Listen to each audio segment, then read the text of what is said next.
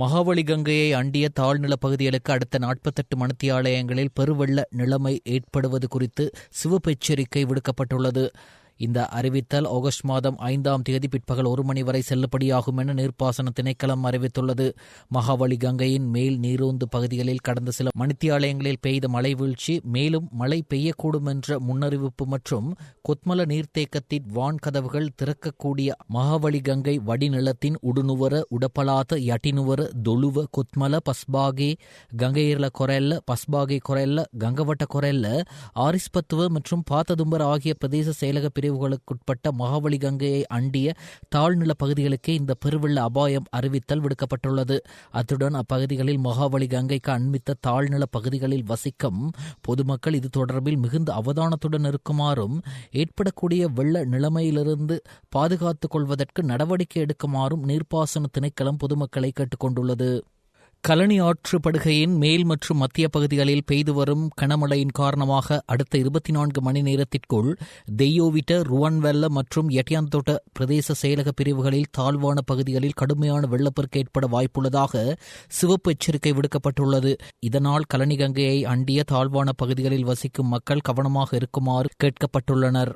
எட்டன் கொட்டகல பகுதியில் நேற்றிரவு முதல் பெய்த அடைமழையால் வெள்ள நீர் புகுந்துள்ளதால் கொட்டகல லொக்கில் பகுதியில் சுமார் 40 குடும்பங்கள் பாதிக்கப்பட்டுள்ளன. இதன் காரணமாக அப்பகுதியில் போக்குவரத்து நடவடிக்கைகள் பாதிக்கப்பட்டதுடன் பாதசாரிகள் மற்றும் வர்த்தக நிலைய உரிமையாளர்களும் பல்வேறு சிரமங்களை எதிர்கொண்டுள்ளனர்.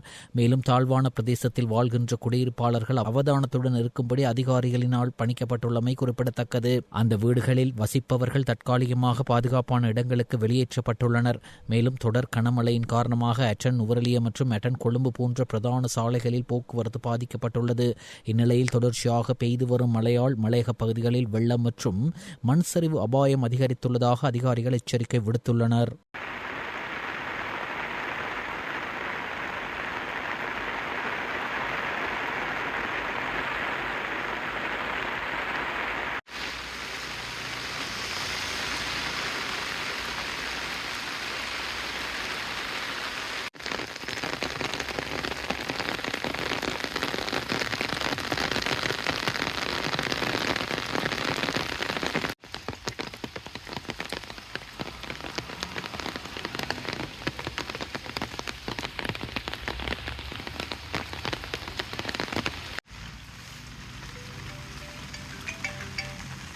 Hello?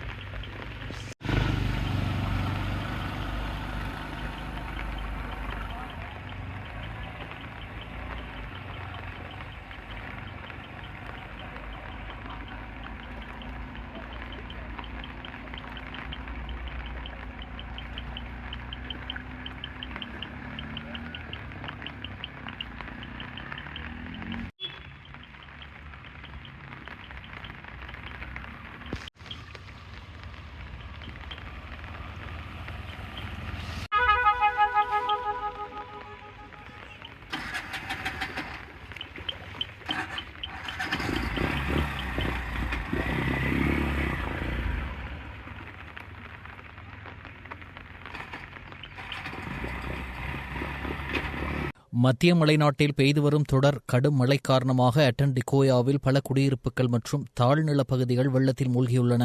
எட்டனிலிருந்து காசல்ரி நீர்த்தேக்கத்துக்கு பாயும் டிகோயா கால்வாயை பெருக்கெடுத்து ஓடியதன் காரணமாக கால்வாயின் இருபுறமும் உள்ள பல வீடுகளும் ஒரு வாகனம் திருத்தும் நிலையமும் நீரில் மூழ்கியுள்ளது.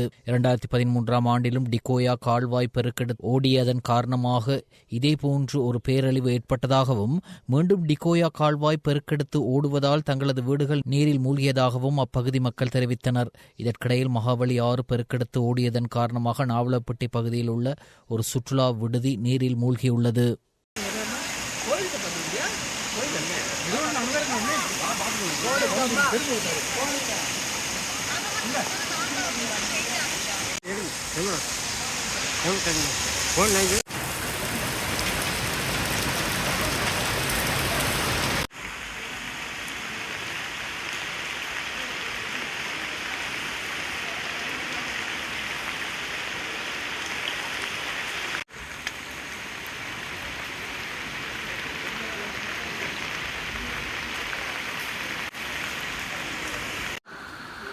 ना एक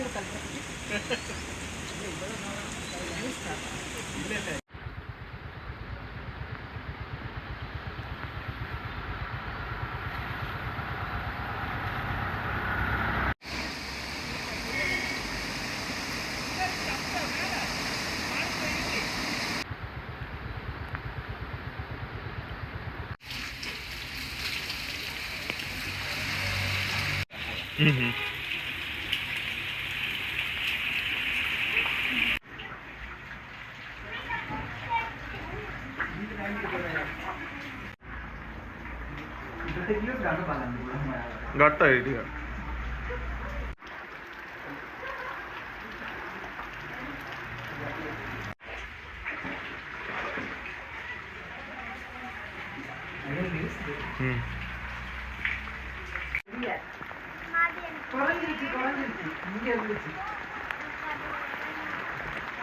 अवो गन आयत कर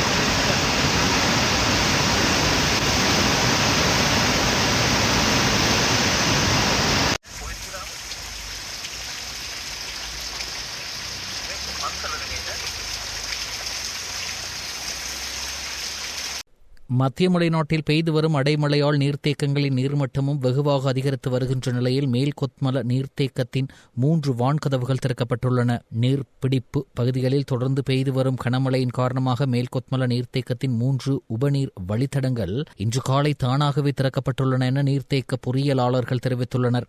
தற்போது காணப்படும் மோசமான மழையுடன் கூடிய காலநிலை தொடர்ந்தால் மீதமுள்ள வான்கதவுகளும் தானாகவே திறக்கப்படலாம் எனவும் அப்பகுதியில் சென்ட் கிளயார் மற்றும் டெவன் நீர்வீழ்ச்சிகளின் நீர் வரத்தும் கணிசமாக அதிகரித்துள்ளது எனவும் அவர்கள் தெரிவித்தனர். கொத்மலோயா நீர்த்தேக்கத்திற்கு கீழ்ப்பகுதி இரு கரைகளிலும் வசிக்கும் மக்கள் மற்றும் நீர்நிலைகளை பயன்படுத்துபவர்கள் அவதானமாக இருக்குமாறு அனர்த்த முகாமைத்துவ நிலையம் அறிவுறுத்தியுள்ளது.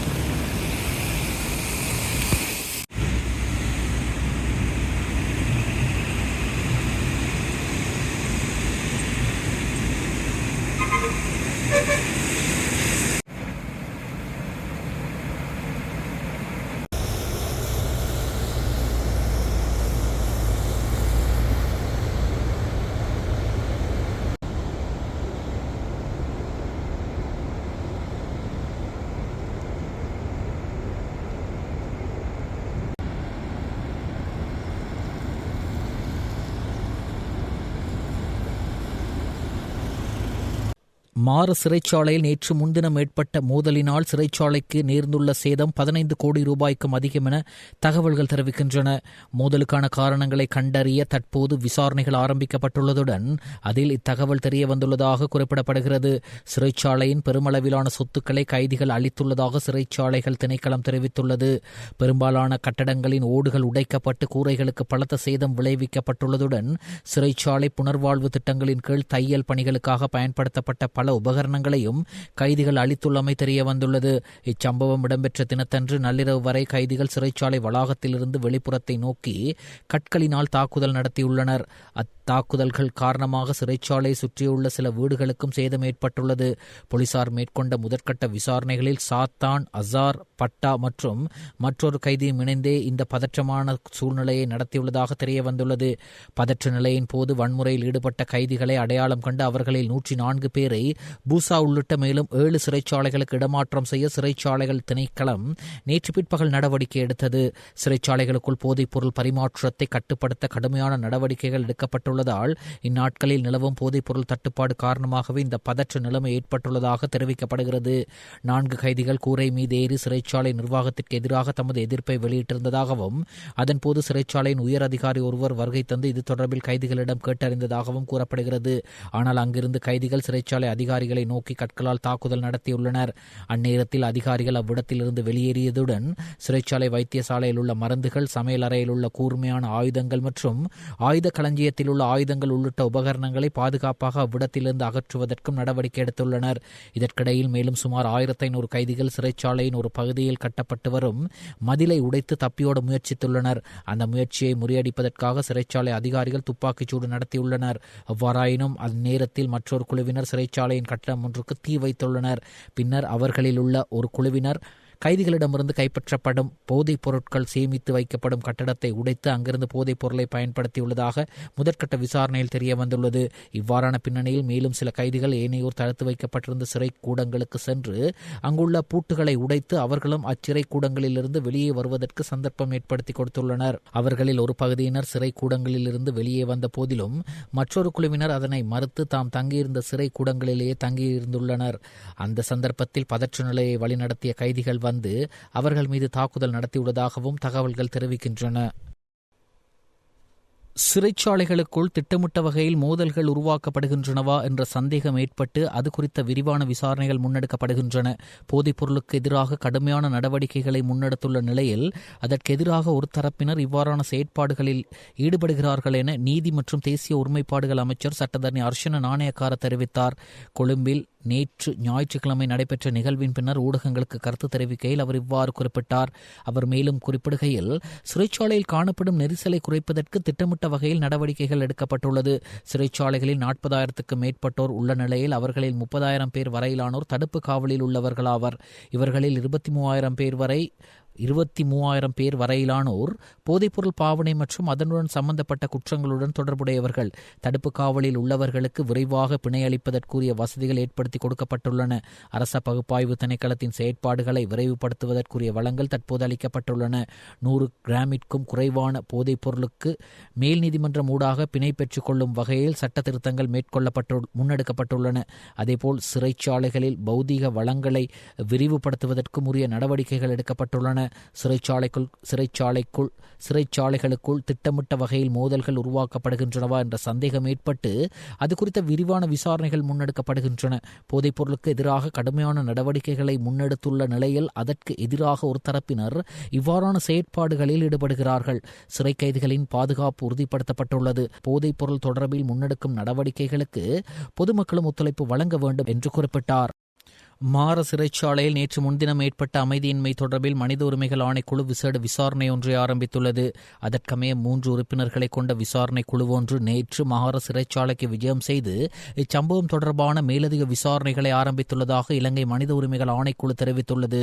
இச்சம்பவம் குறித்து கருத்து தெரிவித்த சர்வதேச மனித உரிமைகள் அமைப்பின் நிறைவேற்று பணிப்பாளர் சுபாஷன சுபவிக்ரம இந்த சம்பவம் ஒரு திட்டமிடப்பட்ட சதியின் அடிப்படையில் நடத்தப்பட்டதா என்ற சந்தேகம் எழுந்துள்ளதாக குறிப்பிட்டுள்ளார். அவர் மேலும் கருத்து தெரிவிக்கையில் சிறைச்சாலையில் பல கோடி ரூபாய் பெறுமதியான சொத்துக்கள் சேதமாக்கப்பட்டுள்ளன. அனைத்து பொருட்களுக்கும் முற்றாக அளிக்கப்பட்டு நாசமாக்கப்பட்டுள்ளதால் தற்போதுள்ள சூழ்நிலையில் கைதிகள் அங்கு தங்கியிருக்க முடியாத நிலை ஏற்பட்டுள்ளது. இந்த சம்பவம் கைதிகளின் செயற்பாடுகளாலோ அல்லது அவர்களின் கோரிக்கைகள் காரணமாகவோ இடம்பெற்றதா அல்லது வேறு ஏதேனும் தரப்பினரின் நலனுக்காக நடத்தப்பட்டதா என்பதை கண்டறிய வேண்டும். ஒரே அறையிலுள்ள ஒரு சில நபர்களினால் இதனை செய்திருக்க முடியாது. அழிவின் அளவை கருத்தில் கொள்ளும் போது அது ஒரு திட்டமிட்ட செயலின் விளைவாகவே இருக்கலாம் என உறுதியாக நம்புகின்றோம் என்றார். இந்நிலையில் இச்சம்பவத்திற்கு காரணம் குறித்து ஆராய்வதற்கும் இதற்கு பொறுப்பானவர்களை அடையாளம் காண்பதற்கும் மனித உரிமைகள் ஆணைக்குழுவினரால் தொடர்ந்தும் விசாரணைகள் முன்னெடுக்கப்பட்டு வருகின்றமை குறிப்பிடத்தக்கது.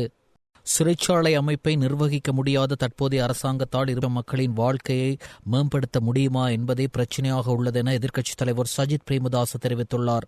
கொழும்பு பொர்லேயில் நேற்று நடைபெற்ற பொது கூட்டம் ஒன்றில் கலந்து கொண்டு உரையாற்றும் போதே இவ்வாறு குறிப்பிட்டார்.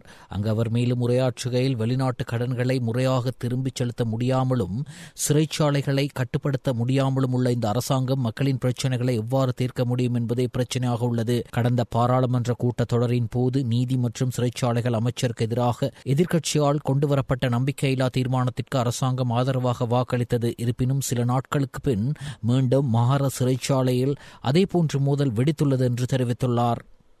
අප රට තුළ ඉතාමත්ම අවිනිශ්චිත ව්‍යාකූලත්වය නිර්මාණය වෙලා තිබෙනවා. ජනතා විමුක්ති පෙරමුණේ රජයට රට ඉදිරියට ගෙන යන්න පොදු ජනතාවට සෞභාග්‍ය උදා කරවන්න කිසිම වැඩපිළිවෙලක් කිසිම දර්ශනයක් නැහැ. ඒ අය කරන්නේ ප්‍රශ්න විසඳනවා වෙනුවට ප්‍රශ්න නිර්මාණය කිරීම. මේ වර්තමාන රජයට හිරගෙදරක් පාලනය කරගන්න බෑ. එතකොට මේ රටේ බන්ධනාගාර පද්ධතිය කළමනාකරණය කරන්නට බැරි රජයක්. පුළුවන් ද රටේ ලක්ෂ 220ක් පොදු ජනතාවගේ ජන ජීවිත සුඛිත මුදිත කරන්න. දැන් මීට පෙර තිබුණු පාර්ලිමේන්තු සැසිවාරේ අපි ගෙනාවා අධිකරණ සහ බන්ධනාගාර ඇමතිට විරුද්ධව විශ්වාස භංගයක්. අති විශාල ප්‍රමාණයක් ජනතා විමුක්ති පෙරමුණේ මන්ත්‍රීවරු ඔහුට පක්ෂපාතීව ඡන්දෙ දීලා පාර්ලිමේන්තු සභාගර්භය තුල අපිට සමච්චා කරා. දින කිහිපය ගත වුණේ මහර බන්ධනාගාරය තුලත් බරපතල අර්බුදකාරී තත්ත්වයක් නිර්මාණය වෙලා තිබෙනවා. අධිකරණ ඇමතිතුමාට පක්ෂපාතීව ඡන්දය ලබා දුන්නු JVP එකේ මන්ත්‍රීවරු කියන්නේ ඔබට පුළුවන් ද වස්ත්‍රයක් ඇඳගෙන මහපාරේ යන්න?